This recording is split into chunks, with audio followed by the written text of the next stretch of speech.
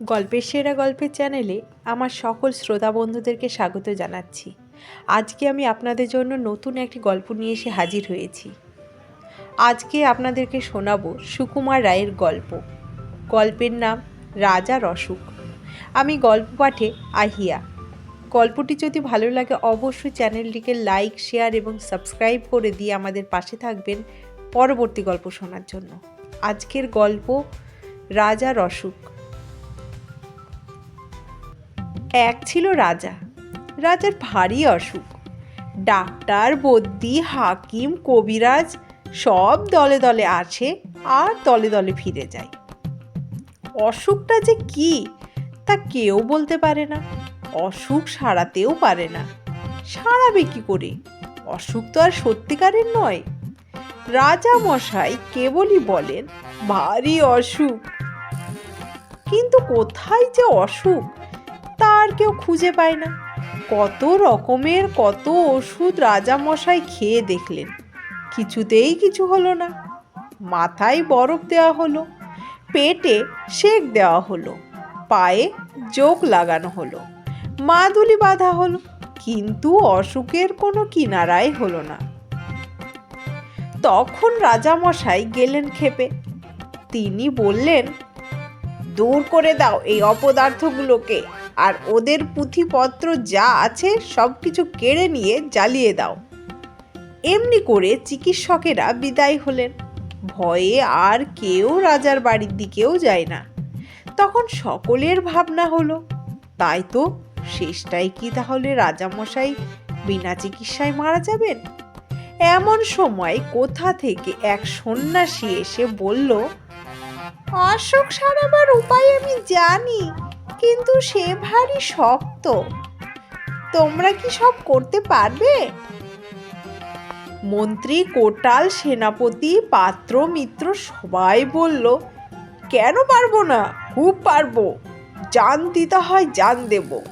তখন সন্ন্যাসী বলল, প্রথমে এমন এক লোক খুঁজে আনো যার মনে কোনো ভাবনা নেই, যার মুখে হাসি লেগেই আছে, যে সব সময়ে সব অবস্থাতেই খুশি থাকে। সবাই বলল, তারপর তারপর? সন্ন্যাসী তখন বলল, তারপরে সেই লোকের গায়ের জামা যদি রাজামশাই একটা দিন পরে থাকেন, আর সেই লোকের তোষকে যদি এক রাত্রি ঘুমিয়ে থাকেন, তাহলেই রাজার সব অসুখ সেরে উঠবে। সবাই তখন শুনে বলল, এ তো চমৎকার কথা।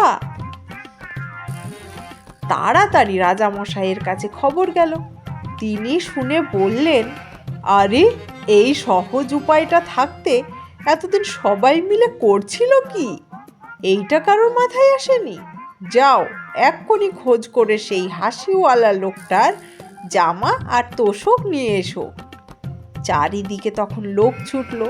রাজ্যময় খোঁজ খোঁজ রব পড়ে গেল, কিন্তু সে লোকের আর সন্ধান পাওয়া যায় না। যে যায় সেই ফিরে আসে আর বলে, যার দুঃখ নেই, ভাবনা নেই, সর্বদাই হাসি মুখ, সর্বদাই খুশি মেজাজ, কই তেমন লোক? তেমন লোকের তো কোথাও দেখা পাওয়া গেল না। সবার মুখে তখন এক কথা। তখন মন্ত্রীমশাই রেগে বললেন, এদের দিয়ে কি কোনো কাজ হয়? এই মূর্খেরা খুঁজতেই জানে না। এই বলে তিনি নিজেই বেরোলেন সেই অজানা লোকের খোঁজ করতে। বাজারের কাছে মস্ত এক দালানের সামনে তিনি দেখলেন অনেক লোক জমে গিয়েছে, আর এক বুড়ো শেঠজি হাসি মুখে তাদের চাল, ডাল, পয়সা আর কাপড় দান করছে। মন্ত্রী ভাবলেন, বাহ, এই লোকটাকে তো বেশ হাসি খুশি দেখাচ্ছে। ওর তো অনেক টাকা পয়সাও আছে দেখছি। তাহলে আর ওর দুঃখই বা কিসের, আর ভাবনাই বা কিসের? ওর একটা জামার তোষক চেয়ে নেওয়া যাক। মন্ত্রী মশাই এই রকম ভাবছে। ঠিক সেই সময়ে একটা ভিখারি করেছে কি, ভিক্ষা নিয়ে শেঠজিকে সেলাম না করেই চলে যাচ্ছে। আর শেঠজির রাগ দেখে কে? তিনি ভিখারিকে গাল দিয়ে জুতো মেরে তার ভিক্ষা কেড়ে তাকে তাড়িয়ে দিলেন।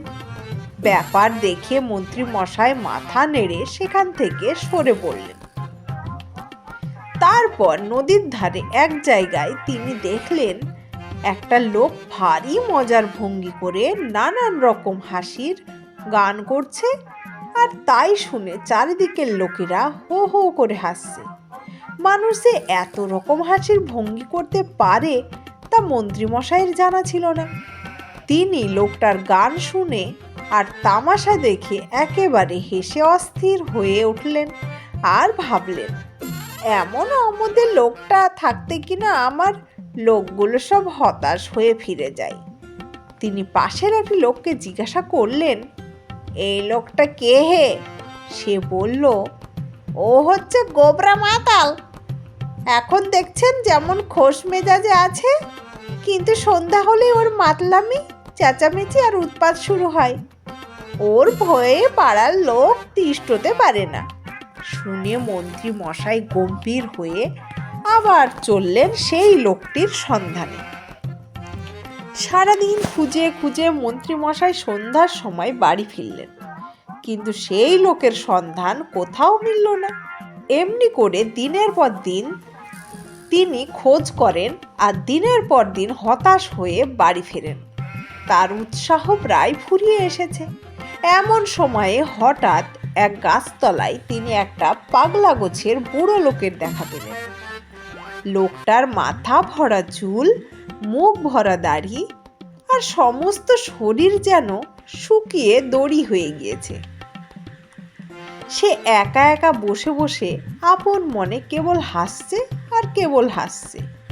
মন্ত্রী মশাই বললেন, তুমি এত হাসছো কেন? সে বলল, হাসবো না, পৃথিবী বন বন করে ঘুরছে, গাছের পাতা সরে সরে যাচ্ছে, মাঠে মাঠে ঘাস গজাচ্ছে, রোদ উঠছে, বৃষ্টি পড়ছে, পাখিরা গাছে এসে বসছে, আবার উড়ে যাচ্ছে। এই সব চোখের সামনে দেখছি আর হাসি পাচ্ছে। মন্ত্রী তখন বললেন, তা না হয় বুঝলাম, কিন্তু শুধু বসে বসে হাসলে তো আর মানুষের দিন চলে না। তোমার কি আর কোনো কাজকর্ম নেই? ফকির তখন বলল, তা কেন থাকবে না? সকালবেলায় নদীতে যাই, সেখানে স্নান টান সেরে লোকজনের যাওয়া আসা, কথাবার্তা এই সব তামাশা দেখি, আবার গাছতলায় এসে বসি। তারপর যেদিন খাওয়া জোটে খাই, যেদিন জোটে না খাই না। যখন বেড়াতে ইচ্ছা হয় তখন বেড়াই, আর যখন ঘুম পাই তখন ঘুমাই। কোনো ভাবনা চিন্তা নাই, হট্টগোল কিছুই নেই, ভারী মজা। মন্ত্রী খানিক মাথা চুলকিয়ে বললেন, যেদিন খাওয়া পাও না সেদিন কি করো? ফকির বলল, সেদিন তো কোনো ল্যাঠাই নেই, চুপচাপ পড়ে থাকি আর এইসব তামাশা দেখি। বরং যেদিন খাওয়া হয় সেই দিনই হাঙ্গামা বেশি। ভাত মাখো রে, গ্রাস তোলো রে, মুখের মধ্যে ঢোকাও রে, চিবও রে, গেলো রে, তারপর জল খাও রে, আচাও রে, হাত মুখ মোছো রে, কত রকম কাণ্ড। মন্ত্রী তখন দেখলেন এতদিনে ঠিকমতো লোক পাওয়া গিয়েছে। তিনি তখন বললেন, তোমার গায়ের এক আধখানা জামা দিতে পারো? তার জন্য তুমি যত ইচ্ছা দাম নাও, আমরা দিতে প্রস্তুত আছি। শুনে লোকটা হো হো করে হেসে বলল, আমার আবার জামা? এই সেদিন একটা লোক একটা শাল দিয়েছিল, তাও তো ছাই ভিখারিকে দিয়ে ফেললাম। জামাটা আমার ধারি ধারি না কোনোদিন। মন্ত্রী তখন বললেন, তাহলে তো খুব মুশকিল, যদি বা একটা লোক পাওয়া গেল, তাও আবার জামা নেই। আচ্ছা, তোমার বিছানার তোষকখানা দিতে পারো? কত দাম চাও বলো, আমরা টাকা ঢেলে দিচ্ছি। এবারে ফকির হাসতে হাসতে মাটিতে লুটিয়ে পড়ল। তারপর হাসি আর থামেই না। অনেকক্ষণ হেসে তারপর সে বলল, 40 বছর বিছানাই চোখে দেখলাম না, তার আবার তোষক গদি? মন্ত্রী মশাই বড় বড় চোখ করে বললেন, জামাও গায়ে দাও না, লেপ কম্বলও বিছানাও সঙ্গে রাখো না, তোমার কি অসুখও করে না ছাই? ফকির বলল, অসুখ আবার কি? অসুখ টসুখ ওসব আমি বিশ্বাস করি না। যারা কেবল অসুখ অসুখ ভাবে তাদেরই খালি অসুখ করে। এই বলে ফকির আবার গাছে হেলান দিয়ে ঠ্যাং মেলে খুব হাসতে লাগলো। মন্ত্রী মশাই হতাশ হয়ে বাড়ি ফিরলেন। রাজার কাছে খবর গেল। রাজা মন্ত্রীকে ডেকে পাঠালেন। তার কাছে সব কথা শুনলেন। শুনে মন্ত্রী মশাইকে বিদায় দিলেন। আবার সবাই ভাবতে বসলো, এখন উপায় কি হবে? চিকিৎসাও হলো না। অনেক কষ্টে যা একটা উপায় পাওয়া গেল সেটাও গেল ফসকে। সবাই বসে বসে ওর মুখ চায় দীর্ঘশ্বাস ফেলে, আর বলে, না, আর তো বাঁচাবার উপায় দেখছি না। ওদিকে রাজামশাই ভাবতে বসেছেন, আমি থাকি রাজার হালে, ভালো ভালো জিনিস খাই, কোনো কিছুর অভাব নেই, লোকেরা সব সময় তোয়াজ করছে।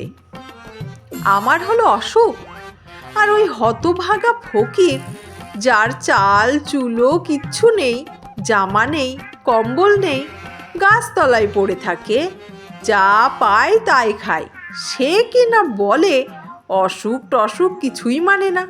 সে ফকির হয়ে অসুখ উড়িয়ে দিতে পারলো, আর আমি রাজা হয়ে পারবো না? তারপর দিন রাজা ঘুম থেকে উঠে পাত্র মিত্র সবাইকে ডেকে বললেন, যা হতভাগা মুখ্যগুলো সবাই বসগে যা, তোরা কেউ কিচ্ছু করতে পারলি না। এখন এই দেখ, আমার অসুখ আমি নিজেই সারিয়ে দিয়েছি। আজ থেকে আবার সবাই গিয়ে বসবো, আর যে টু শব্দটি করবে তার মাথা উড়িয়ে দেব। ধন্যবাদ। গল্পটি এখানেই শেষ হলো।